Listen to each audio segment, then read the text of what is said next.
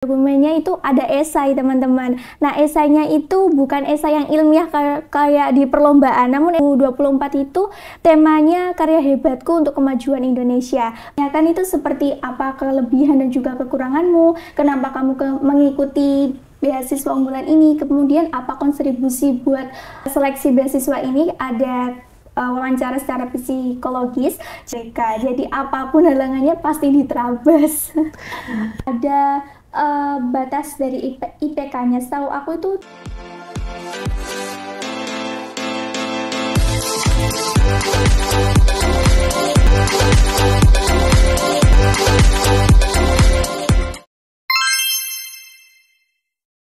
Assalamualaikum warahmatullahi wabarakatuh. Halo sobat semua, selamat datang di podcast Bitalk, Biologi Talk. Nah, pada kali ini kita berjumpa lagi nih di podcast Bitalk yang tentunya akan membawa informasi yang lebih menarik dan seru tentang tips and trik lolos beasiswa unggulan. Dan pastinya menarik buat ditonton dan disimak, siapa tahu kalian semua juga berminat daftar beasiswa ini. Nah, sebelum ketemu sama narasumber kita, kenalin dulu nih, aku Najwa Kairamadanti selaku moderator kali ini yang akan menemani teman-teman Bitalk dalam beberapa menit ke depan.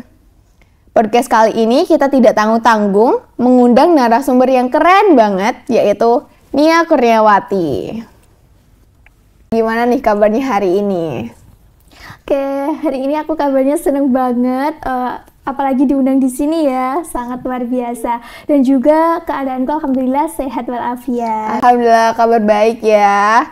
Nah, sebelum kita mulai podcast kali ini, kita kenalan dulu nih sama narasumber kita. Mungkin Nia bisa memperkenalkan diri? Oke, halo semuanya, perkenalkan nama aku Nia Kurniawati. Nah, bisa dipanggil dengan Nia. Saya merupakan mahasiswa pendidikan biologi angkatan 2023. Jadi saya itu mahasiswa baru teman-teman, tapi 1 tahun yang lalu.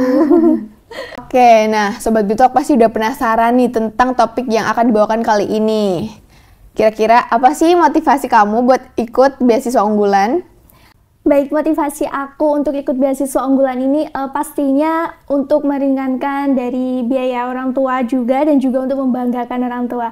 Dan selain itu, beasiswa unggulan ini itu ada visi misi yang sangat membuat aku termotivasi banget, yaitu melahirkan insan cerdas dan kompetitif yang nantinya saat lulus itu bisa bermanfaat bagi masyarakat. Oleh karena itu, aku ingin banget waktu itu daftar beasiswa unggulan ini karena benefit yang didapatkan itu juga banyak banget buat upgrade diriku sendiri.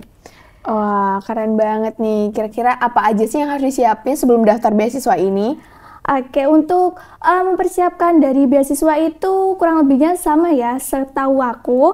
Kalau beasiswa unggulan ini yang perlu disiapkan itu yang pastinya dokumen-dokumen, baik itu dari dokumen raport dari SMA atau SMP dan juga dokumen-dokumen seperti surat rekomendasi dari dosen ataupun dari universitas. Selain itu juga ada dokumen-dokumen terkait surat pernyataan mau ikut beasiswa ini dan belum menerima beasiswa lain. Kemudian selain itu ada dokumen-dokumen seperti sertifikat-sertifikat kayak akademik dan juga non-akademik. Selain itu juga ada sertifikat-sertifikat yang bisa dicantumkan itu seperti sertifikat dari keikutsertaan panitia. Wah, jadi Sobat Bitalk yang mau daftar beasiswa unggulan ini harus disiapin jauh-jauh hari ya dokumennya. Nah, kira-kira beasiswa ini tuh diadain sama siapa sih? Oke, untuk beasiswa unggulan ini itu setahu aku itu dari Pusat Layanan Pembiayaan Pendidikan dan itu dinaungi dari Kemendikbud. Sehingga ini bisa disebut juga beasiswa dari pemerintahan Indonesia. Wah, jadi teman-teman yang mau daftar beasiswa unggulan ini bisa ngecek ya situs websitenya dari Kemendikbud. Nah, kemudian ada nggak sih Kak tips khusus buat teman-teman yang lagi persiapan dokumen pendaftaran? Oke, ada nih tips khusus buat teman-teman, baik itu yang mau daftar beasiswa unggulan ataupun beasiswa yang lainnya. Karena kurang lebih dari dokumen yang dibawa itu sama. Contohnya itu dari dokumen-dokumennya itu ada esai, teman-teman. Nah, esainya itu bukan esai yang ilmiah kayak di perlombaan, namun esainya itu menceritakan diri sendiri. Kalau dari beasiswa unggulan ini itu, esai yang harus dipersiapkan itu ada tema dan setiap tahunnya itu berbeda. Kalau yang tahun 2024 itu temanya karya hebatku untuk kemajuan Indonesia. Berbeda dengan yang tahun 2023. Jadi nanti esainya itu membahas diri kalian sendiri tapi juga dihubungkan dengan tema tersebut. Selain dari esai itu juga ada dokumen-dokumen yang seperti aku sebutkan tadi ya Kak. Seperti kayak dokumen surat rekomendasi dari dosen ataupun dari universitas, kemudian ada nilai-nilai rapot baik itu dari SMP maupun juga SMA. Selain itu juga ada sertifikat non-akademik maupun akademik dan juga sertifikat kepanitiaan. Dan buat teman-teman yang mau mempersiapkan beasiswa atau yang mau ikut tahun depan ini beasiswa unggulan 2025, kalian bisa mengecek informasinya itu jauh-jauh hari dan lebih menargetkannya sih. Jadi buat teman-teman yang mau daftar beasiswa unggulan itu bisa mempersiapkan ya dari sertifikat-sertifikat kepanitiaan, prestasi-prestasi dari akademik dan non-akademik, dan masih banyak lagi ya teman-teman. Nah, apa ada tantangan yang kamu hadapin saat buat daftar beasiswa unggulan ini? Untuk tantangannya itu pasti ada buat diriku sendiri dan itu sangat berpengaruh banget bagi aku. Karena waktu itu saat aku persiapan dokumen-dokumen beasiswa unggulan itu tumpang tindih dengan pelaksanaan PKM tahun 2024 sehingga aku bolak-balik ke UNESA dari Ketintang ini dan juga bolak-balik ke UNESA di Lidah Wetan karena harus persiapan antara dokumen beasiswa unggulan juga ada bimbingan-bimbingan terkait PKM tahun 2024. Dan yang harus diperhatikan juga kan waktu persiapan dokumen itu juga ada tanda tangan dosen. Jadinya buat teman-teman yang daftar itu harus mempersiapkan jauh-jauh hari karena takutnya nanti saat kita mau meminta tanda tangan itu ternyata dosennya ada halangan sehingga tidak hadir di ruangan. Karena waktu itu aku saat mau meminta tanda tangan dosen itu ternyata ada 1 hari atau 2 hari saat dosen itu tidak ada, sehingga aku agak sedih karena aku takut antara waktu yang semakin mepet dan juga dokumen-dokumen yang belum lengkap. Oh, seperti itu ya Sobat Bitok. Nah, apa ada trik atau strategi khusus buat tetap tenang dan percaya diri pada saat seleksi, apalagi saat wawancara? Oke, tentunya ada dong buat teman-teman yang udah lolos atau seleksi ya, mau ke tahap wawancara. Persiapan yang pertama kali yang kalian lakukan itu perbanyak untuk mencari soal-soal dari atau pertanyaan yang akan diberikan oleh juri. Kalian bisa memanfaatkan media sosial. Kalau waktu itu aku sangat memanfaatkan yang namanya TikTok karena di sana itu banyak banget dari teman-teman konten kreator itu yang membahas tentang cara seleksi wawancara beasiswa unggulan. Biasanya itu yang ditanyakan itu seperti apa kelebihan dan juga kekuranganmu, kenapa kamu mengikuti beasiswa unggulan ini, kemudian apa kontribusimu untuk jika kamu keterima dari beasiswa ini. Sebenarnya hampir sama ketika mau seleksi organisasi, cumannya kalau beasiswa itu lebih mengarah ke beasiswanya dan kontribusi yang akan kalian berikan. Nah, jadi Sobat Bitok yang mau ikut daftar beasiswa unggulan ini bisa cari referensi di media sosial atau di yang tadi udah disebutin sama Kak Nia. Nah, gimana caranya kamu tetap semangat dan gak gampang putus asa selama proses seleksi? Oke, tentunya pasti banyak latihan yang harus kita lakukan agar nanti saat seleksi wawancara itu kita tetap pede dan tidak belibet saat berbicara. Karena setahu aku saat tes seleksi beasiswa ini ada wawancara secara psikologis. Jika nanti katanya teman aku jika kalau kamu ditanya itu nangis auto tidak lolos gitu. Dan persiapan yang harus dilakukan agar tetap percaya diri dan juga tidak gampang menyerah ya, kita ingat karena motivasi yang tadi, karena kita ingin membahagiakan orang tua dan bisa meringankan beban mereka. Jadi apapun halangannya pasti diterabas.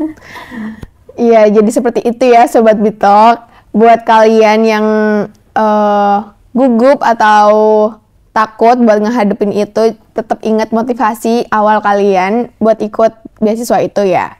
Jadi menurut kamu hal apa sih yang paling mempengaruhi supaya bisa mendapatkan beasiswa unggulan? Apakah prestasi, akademik, atau hal lain?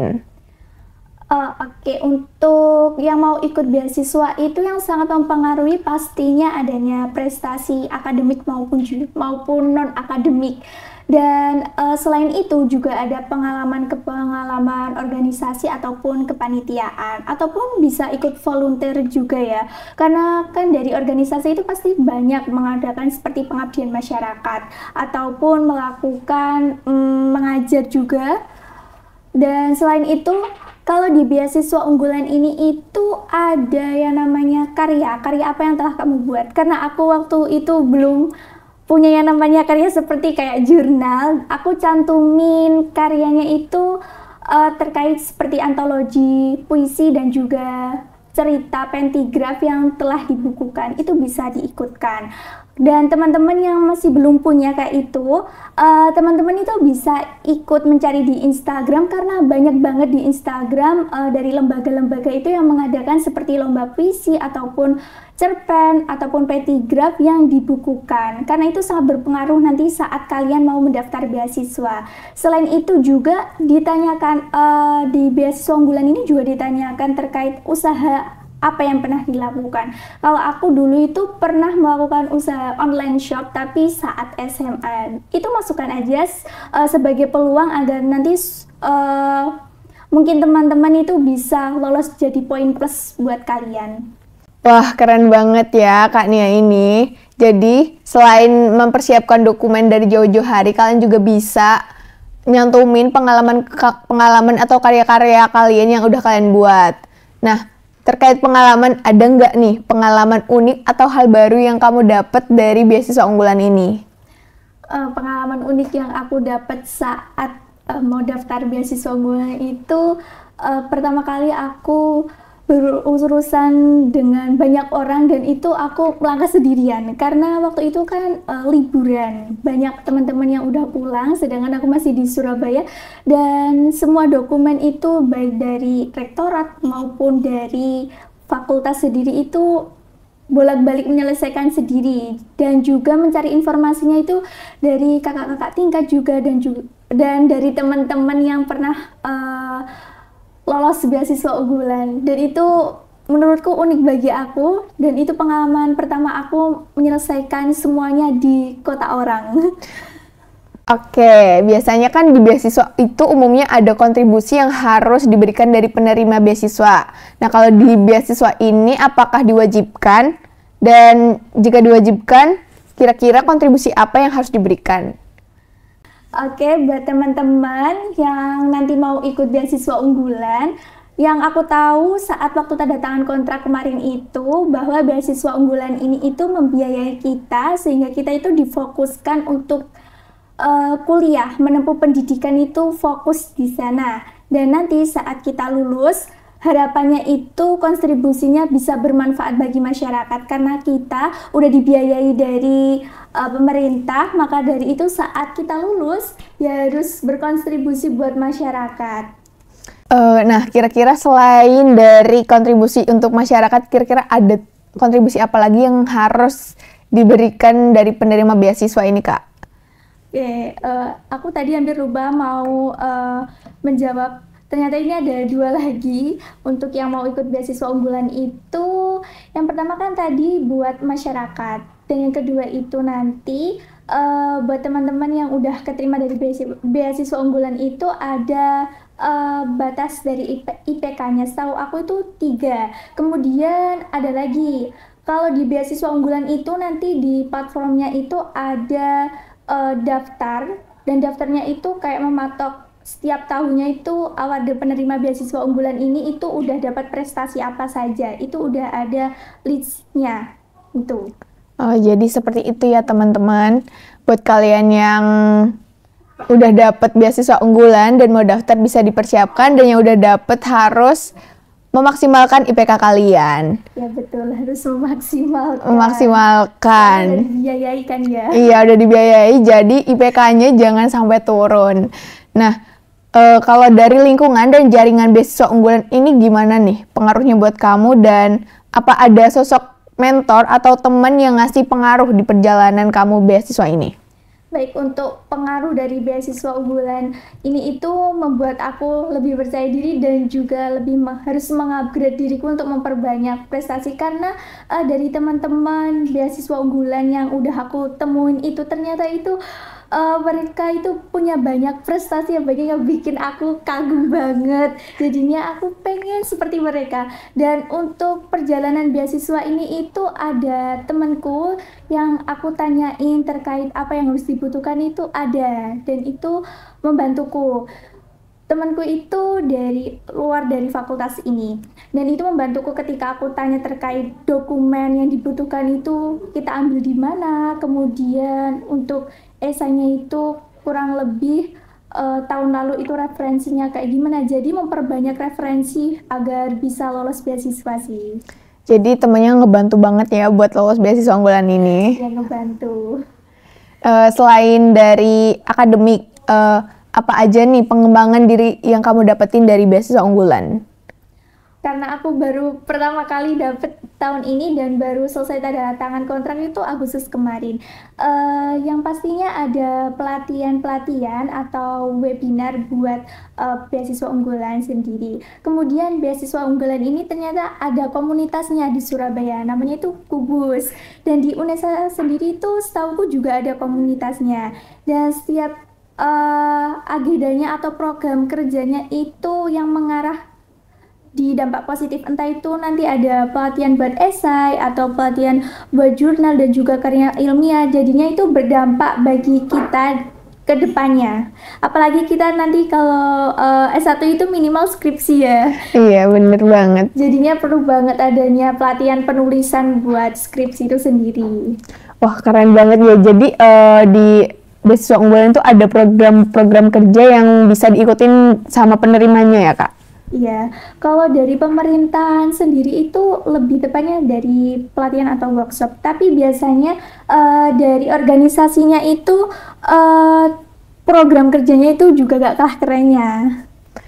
Nah, Sobat Bitok, kalau kalian ikut beasiswa unggulan ini, benefit yang didapat itu banyak banget ya. Dapat pelatihan-pelatihan, relasi, dan juga pastinya ilmu yang bermanfaat. Nah, selain dari dukungan finansial, apakah ada dukungan lain yang diberikan dari beasiswa unggulan? Baik, karena dari beasiswa unggulan ini itu dari pemerintah, jadinya dari dukungan pemerintah selain finansial itu ada seperti tadi yang aku sebutkan, pelatihan dari pemerintah ataupun workshop yang diadakan, dan dukungan penuh dari pemerintah. Wah, keren banget ya kalau kita dapat beasiswa unggulan. Kira-kira apa aja nih manfaat yang kamu rasain setelah mendapat beasiswa ini? Manfaat dari beasiswa ini ya, manfaat yang aku rasakan saat ini itu aku harus fokus dari pendidikan ini dan harus untuk mempertahankan nilai IPK juga, karena dari beasiswa unggulan ini itu ada batasnya. Kemudian selain itu, karena nanti setelah lulus itu harus bisa berkontribusi dengan masyarakat, makanya saat kuliah itu harus lebih mencari pengalaman dan juga ilmu-ilmu yang bisa bermanfaat bagiku yang nanti akan bisa ku sebarkan untuk masyarakat. Nah, Sobat Bitok, dari apa yang telah disampaikan dari Kak Nia tadi, bahwasanya beasiswa unggulan ini butuh persiapan yang matang, butuh dari jauh-jauh hari, dan dokumen yang dipersiapkan juga tidak sedikit. Dan benefit dari beasiswa unggulan ini tentunya juga banyak sekali, dimulai dari relasi, ilmu yang bermanfaat, dan pelatihan-pelatihan yang telah disediakan dari pemerintah. Teruntuk teman-teman juga yang dari S1, S2, S3 yang termotivasi dari Kak Nia, mungkin bisa mempersiapkan dokumen dan persyaratan-persyaratan yang akan dipakai untuk pendaftaran beasiswa unggulan. Oke, kita sudah banyak sekali perbincangan kali ini ya bersama Kak Nia mengenai beasiswa unggulan. Sepertinya waktu sudah dicukupkan, maka saya akhiri Bitok pada kali ini. Nah, sebelum saya akhiri mungkin ada sedikit pesan dari Bitok Nia. Oke, ada buat teman-teman apalagi yang baru menginjak semester 1 ataupun yang nanti baru semester 2, buat kalian yang mau ikut beasiswa unggulan, bisa mengunjungi di Instagramnya dan lebih mempersiapkan diri untuk melengkapi dokumen-dokumen, karena dokumen yang diperlukan itu lumayan cukup banyak dan cukup ribet. Dan buat teman-teman yang udah semester 3 jangan bersedih, karena di semester 4 itu ada beasiswa dari Bank Indonesia, dan di semester 5 itu juga ada beasiswa dari Badan Amil Zakat Nasional atau Basnas. Untuk yang semester 6, semester 7 dan semester 8 aku kurang tahu, mungkin dari teman-teman bisa lebih menggali informasi terkait beasiswa yang ada. Karena dari teman-teman UNESA sendiri itu banyak sekali yang dapat beasiswa, entah itu dari beasiswa unggulan atau dari KIPK, kemudian ada dari BSI juga, ada yang dari beasiswa pemerintahan Surabaya, dan masih banyak lagi. Semangat buat teman-teman yang pejuang beasiswa. Nah, tepuk tangan dulu untuk narasumber kita yang hebat banget kali ini. Kami ucapkan terima kasih banyak karena sudah menyempatkan waktunya untuk hadir pada podcast Bitalk kali ini. Dan terima kasih banyak kepada Sobat Bitalk yang telah menyimak dan menonton episode kali ini sampai habis.